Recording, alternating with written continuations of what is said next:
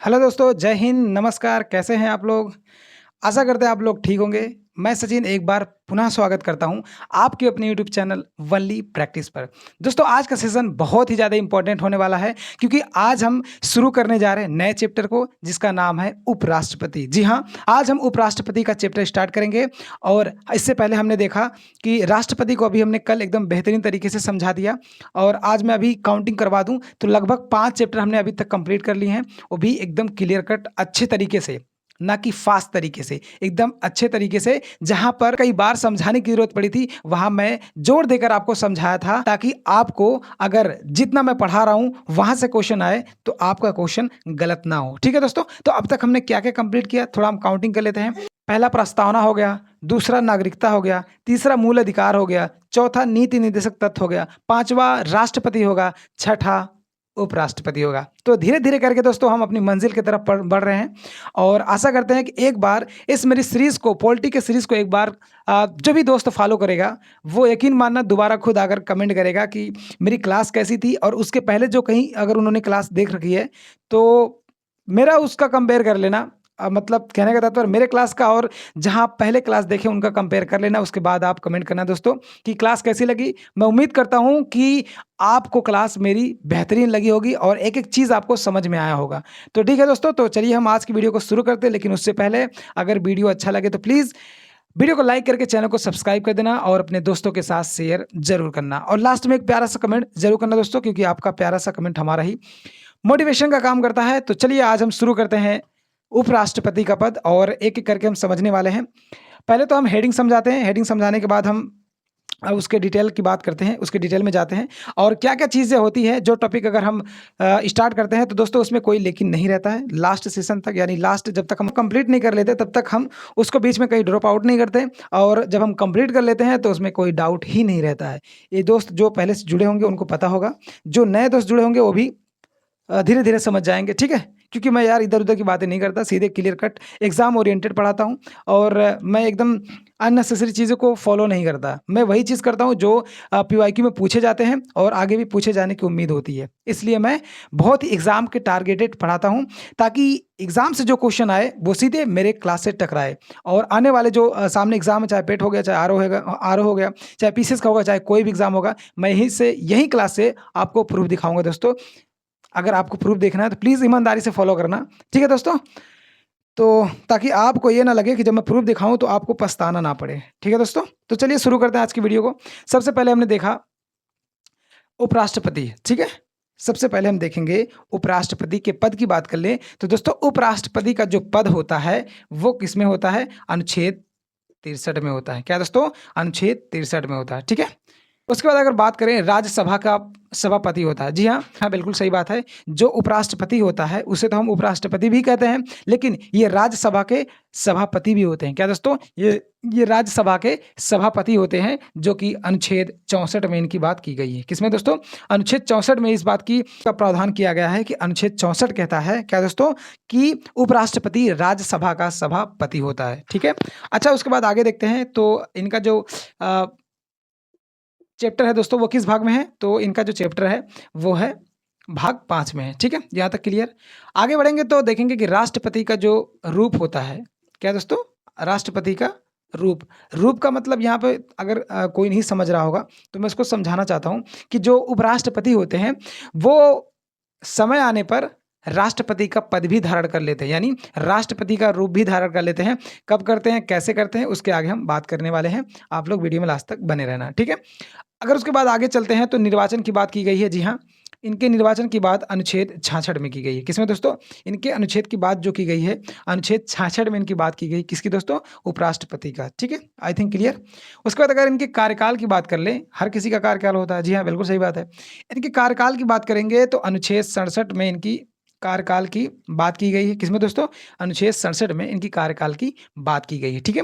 दोस्तों अगर जिस दोस्त को नोट्स बनाना है तो वो नोट्स भी बना सकता है बेहतरीन तरीके से, ताकि आप लोग अगर कभी कंफ्यूज हो या कभी भूलने की आशंका हो तो आप लोग अपने नोट से रिवाइज करके दोबारा उसे अपने दिमाग में सेव कर सकते हैं, ठीक है?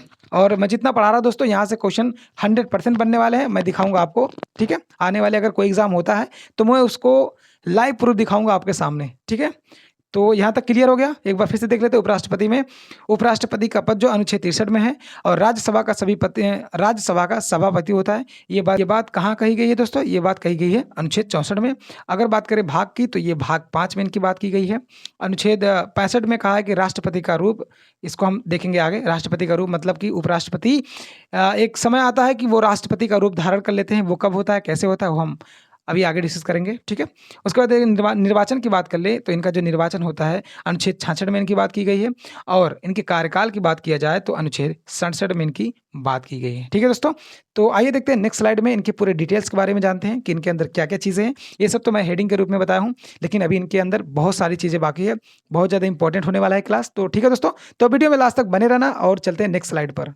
तो दोस्तों आइए इसके आगे की बात करते हैं। अब तक तो हमने मोटी मोटी हेडिंग देखी थी। अब उसके अंदर हम जितने भी डिटेल्स हैं उसको हम एक एक करके, एक एक लाइन करके आपके सामने रख देंगे ताकि यहाँ से कोई क्वेश्चन बने तो वो आपसे बचकर ना जाए, ठीक है दोस्तों। तो चलिए एक एक करके देखते हैं, मगर उससे पहले वीडियो को कॉन्सेंट्रेट होकर देखना, एकदम ध्यानपूर्वक देखना दोस्तों, क्योंकि राष्ट्रपति जैसे जो टॉपिक होते हैं या उपराष्ट्रपति के टॉपिक होते हैं ये बहुत ही कंसेप्चुअल होते हैं। तो अगर इसे आप ध्यान से नहीं समझेंगे दोस्तों वो कहीं ना कहीं आप उसमें दिक्कत में पड़ जाएंगे, ठीक है। तो ये मैं फैक्ट नहीं बता रहा हूँ कि जैसे फैक्ट आपको रटाते हुए चल रहा हूँ, मैं आपको पूरी तरीके से कंसेप्चुअल के तरीके से तैयार कर रहा हूँ ताकि अगर एक बार आपका कंसेप्ट क्लियर हो जाए तो यहाँ से किसी भी तरह से क्वेश्चन बनाकर पूछेगा एग्जामिनर तो उस क्वेश्चन को करने में आप सक्षम रहेंगे। इसीलिए मैं जोर देकर कह रहा हूँ कि आप बेहतरीन तरीके से आप ध्यानपूर्वक से इस क्लास को देखें और जितने भी चीज़ें आपको पढ़ाई जा रही हैं उसको अपने दिमाग में सेव करें, और अगर दिमाग में भी नहीं सेव होती है तो प्लीज़ नोट डाउन जरूर करना, ठीक है। क्योंकि मैं इतनी मेहनत से पढ़ा रहा हूँ दोस्तों,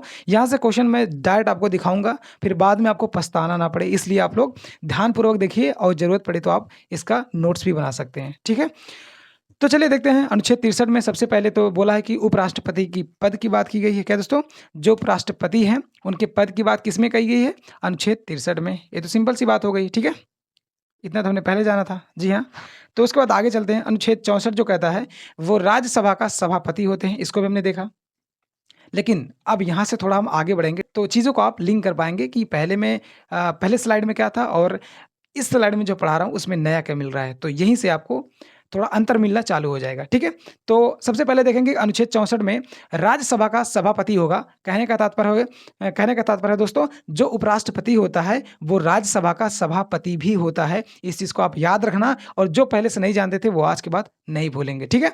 और क्या कह रहा है, लेकिन राज्यसभा का सदस्य नहीं होगा। क्या दोस्तों? राष्ट्रपति जो होता है वो राज्यसभा का सभापति होता है लेकिन राज्यसभा का सदस्य नहीं होता है। अगर क्वेश्चन आ गया क्या उपराष्ट्रपति राज्यसभा का सदस्य होता है तो आपको क्या जवाब देना है? जी नहीं, वो राज्यसभा का सभापति होता है ना कि राज्यसभा का सदस्य होता है, ठीक है। इस बात को आप ध्यान रखना। इतना मैं जोर देकर इसलिए समझाता हूं दोस्तों ताकि आपका दिमाग सीधे टॉपिक को हिट करे, ठीक है। उसके बाद आगे चलते हैं। अनुच्छेद अगर 65 की बात कर लें, अनुच्छेद 65 में क्या कह रहा है? अनुच्छेद 65 कह रहा है कि राष्ट्रपति के रूप में कार्य करेंगे। जी हाँ, कौन करेंगे?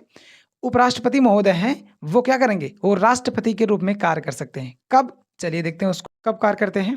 जैसे यदि राष्ट्रपति, क्या दोस्तों, यदि राष्ट्रपति का पद खाली हो गया हो, क्या दोस्तों, यदि राष्ट्रपति का पद खाली हो गया हो और राष्ट्रपति का चुनाव कराना मुश्किल हो गया हो, मतलब किसी कारणवश चुनाव कंप्लीट नहीं किया गया होगा समय पे, अगर उस समय पद खाली होता है तो जो उपराष्ट्रपति होते हैं वो राष्ट्रपति के पद पर बैठकर जस्ट लाइक सेम एकदम राष्ट्रपति की तरह कार्य कर सकते हैं। यानी राष्ट्रपति के जो पावर होती है वो उपराष्ट्रपति के हाथ में चली जाती है। कब तक? जब तक राष्ट्रपति नहीं आते हैं। जैसे ही राष्ट्रपति आ जाते हैं और उपराष्ट्रपति महोदय जी वहां से हटकर अपने सीधे राज्यसभा में आ जाएंगे, ठीक है।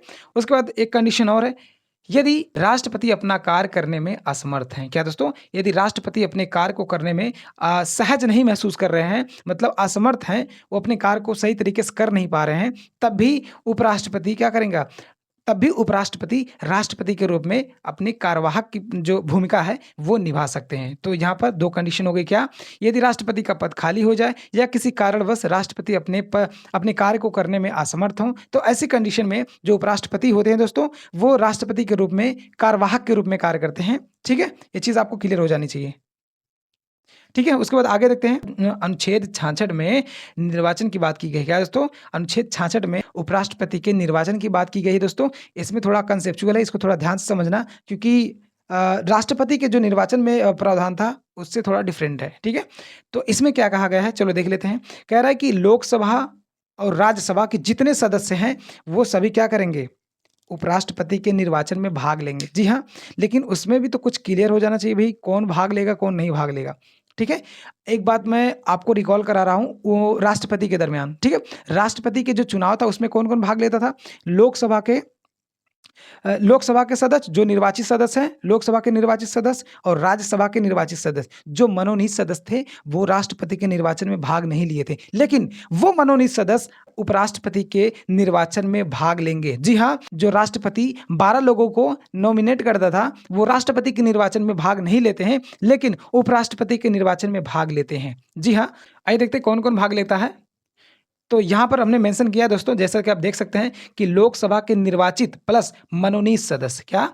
लोकसभा के निर्वाचित सदस्य प्लस मनोनीत सदस्य किसमें भाग लेते हैं? उपराष्ट्रपति के चुनाव में भाग लेते हैं। ये तो हो गया लोकसभा की। अब देखते हैं राज्यसभा। जस्ट लाइक सेम यही प्रोसेस राज्यसभा में है। क्या? राज्यसभा के निर्वाचित सदस्य प्लस मनोनीत सदस्य। क्या दोस्तों? राज्यसभा के निर्वाचित सदस्य प्लस मनोनीत सदस्य उपराष्ट्रपति के निर्वाचन में भाग ले सकते हैं। जी हाँ, एक बार फिर से मैं क्लियर कर दूं, लोकसभा के निर्वाचित सदस्य प्लस मनोनीत सदस्य, राज्यसभा के निर्वाचित सदस्य प्लस मनोनीत सदस्य, ये दोनों जो हैं किसमें भाग लेते हैं? उपराष्ट्रपति के निर्वाचन में भाग लेते हैं। जबकि राष्ट्रपति के निर्वाचन में केवल निर्वाचित सदस्य भाग लेते थे, उसमें मनोनीत सदस्य भाग नहीं लेते थे। उसकी कंडीशन क्या थी दोस्तों? क्योंकि जो राष्ट्रपति जो मनोनीत करता था 12 लोगों को, जब राष्ट्रपति अगर मनोनीत किया है उन 12 लोगों को, अगर उन 12 लोगों को चुनाव में राष्ट्रपति अपने चुनाव में शामिल करेगा, तो जाहिर सी बात है भाई, जब जब राष्ट्रपति ही उन्हें मनोनीत किया है, तो वो राष्ट्रपति को ही चुनाव देते हैं। इसकी वजह से राष्ट्रपति के चुनाव में वो मनोनीत सदस्य को भाग लेने से वंचित कर दिया गया है। वहीं उपराष्ट्रपति के निर्वाचन मंडल में मनोनीत सदस्य प्लस निर्वाचित सदस्य दोनों को शामिल किया गया। यहाँ पर मनोनीत सदस्य को क्यों शामिल किया गया? ये तो क्वेश्चन होना चाहिए, क्योंकि राष्ट्रपति में भाग नहीं लिया था। ये उपराष्ट्रपति में भाग इसलिए ले रहा है क्योंकि जो मनोनीत सदस्य है उसको मनोनीत राष्ट्रपति ने किया था, उपराष्ट्रपति ने नहीं किया था दोस्तों। इसलिए ये महोदय उपराष्ट्रपति के निर्वाचन में भाग ले सकते हैं। ठीक है, क्लियर? कोई डाउट नहीं होना चाहिए। मैंने राष्ट्रपति को रेट करके आपको समझाया ताकि चीज़ें आप उसको कंपेयर करके आप समझ सकें और कोई भी डाउट आपके अंदर नहीं होना चाहिए। ठीक है दोस्तों? तो आज की क्लास को हम यहीं पे करते हैं समाप्त। आज हमने देखा कि राष्ट्रपति का पद देखा, उसके बाद राज्यसभा का सभापति देखा, उसके बाद हमने देखा कि जो राष्ट्रपति हैं, जो उपराष्ट्रपति हैं, वो राष्ट्रपति के रूप में कार्य कर सकते हैं। उसके बाद अगला देखा हमने निर्वाचन मंडल की बात कर ली। अर्थात कहने का तात्पर्य हमने कम से कम 3 से 4 अनुच्छेदों को अच्छे तरीके से व्याख्या कर लिया, अच्छे तरीके से हमने डिस्कस कर लिया, बेहतरीन तरीके से समझने की कोशिश की है। मैं आशा करता हूँ कि जितना मैंने समझा आपको बेहतरीन तरीके से समझ में आया होगा, ठीक है? और राष्ट्रपति और उपराष्ट्रपति का चैप्टर अभी खत्म नहीं हुआ दोस्तों, अभी कम से कम इसमें 2 से 3 क्लास आनी है। ठीक है, 2 से 3 क्लास आनी है, तो कल का क्लास बिल्कुल भी मिस मत करिए, क्योंकि आज का जो क्लास इंपॉर्टेंट है उससे भी कई ज़्यादा कल का क्लास इंपॉर्टेंट होने वाला है। तो दोस्तों, आप लोग जितना मैं पढ़ा रहा हूँ उतना ईमानदारी से फॉलो कर लीजिए। मैं तो इतना कहूँगा, जितना मैं पढ़ा रहा हूँ उतना आप ईमानदारी से फॉलो कर लेना। उसके बाद अगर किसी भी एग्जाम में बैठना, अगर आपका क्वेश्चन ना टकरा, तो आप सीधे आकर के कमेंट करके जाना कि भाई जितना तुमने पढ़ा उसमें से एक भी नहीं मिला। लेकिन मैं ये दावे के साथ कह सकता हूँ कि आप कभी ऐसा नहीं कर सकते, क्योंकि मैं ऐसा होने ही नहीं दूंगा। जितना मैं पढ़ा रहा हूँ, मैं दावे के साथ कह रहा हूँ कि यहीं से क्वेश्चन आएगा, चाहे वो पीसीएस हो, चाहे वनडे हो, चाहे भी किसी भी एग्जाम में आप देख लेना जिसमें पॉलिटी का सब्जेक्ट है और पॉलिटिक्स से क्वेश्चन आया, तो समझ लीजिए वो मेरे ही क्लास से आएगा। ये चीज़ मैं प्रूफ दिखाने वाला हूँ। सामने पिट का पेपर है ना, दिखाऊंगा मैं उसमें। ओके, अगर उसमें मतलब जो चैप्टर मैं कंप्लीट करा दूंगा, अगर वो चैप्टर से अगर वो क्वेश्चन आएगा पिट में, तब तो मेरी गारंटी होगी। ठीक है, अगर मैं नहीं पढ़ाऊंगा तो मेरी गारंटी नहीं होगी। कब तक? जब तक मेरी क्लास उस क्वेश्चन की इसमें हो ना जाए, तब तक मैं उसकी गारंटी नहीं लूंगा। लेकिन अगर जो चैप्टर मैं इसमें पढ़ा दिया हूं, मतलब अपनी क्लास में जो चैप्टर मैं करा दिया रहा हूं, अगर उस चैप्टर से क्वेश्चन आएगा, तो ये मैं दावे के साथ कहता हूं, सीना ठोक के मैं दिखाऊंगा प्रूफ। ये बात आप याद रखना, ठीक है? अगर इसके बाद भी आपको विश्वास नहीं हो, तो फिर एक बार क्लास करके देखना, खुद पे खुद विश्वास हो जाएगा। ठीक है दोस्तों, तो आज की क्लास को हम यहीं पे करते हैं समाप्त। कल फिर से मिलते हैं नए सेशन के साथ। दोस्तों, एक बात और, वीडियो अगर अच्छा लगे, अगर मेरी मेहनत लग रही है कि आपको, आपके लिए रंग ला रही है, आपको लग रहा है कि हाँ मैं वाकई में मेहनत कर रहा हूँ, तो प्लीज़ एक लाइक सब्सक्राइब जरूर करना दोस्तों। इतना मैं विश्वास के साथ कहता हूँ और इतनी ईमानदारी से मैं आपके प्रति समर्पित हूँ। तो प्लीज़ आप लोग सपोर्ट करिए यार, आप लोगों का सपोर्ट होना बहुत ज़रूरी है। ठीक है दोस्तों, तो एक लाइक, एक सब्सक्राइब और एक प्यारा सा कमेंट करना ना भूलें। एक लाइक सब्सक्राइब से पैसा नहीं लगता दोस्तों, ठीक है? लेकिन आपके लाइक सब्सक्राइब से हमारा मनोबल ज़रूर ऊँचा उठता है। ठीक है दोस्तों? तो चलिए वीडियो को करते हैं समाप्त, कल फिर से मिलते हैं नए सेशन में, तब तक के लिए जय हिंद, वंदे मातरम।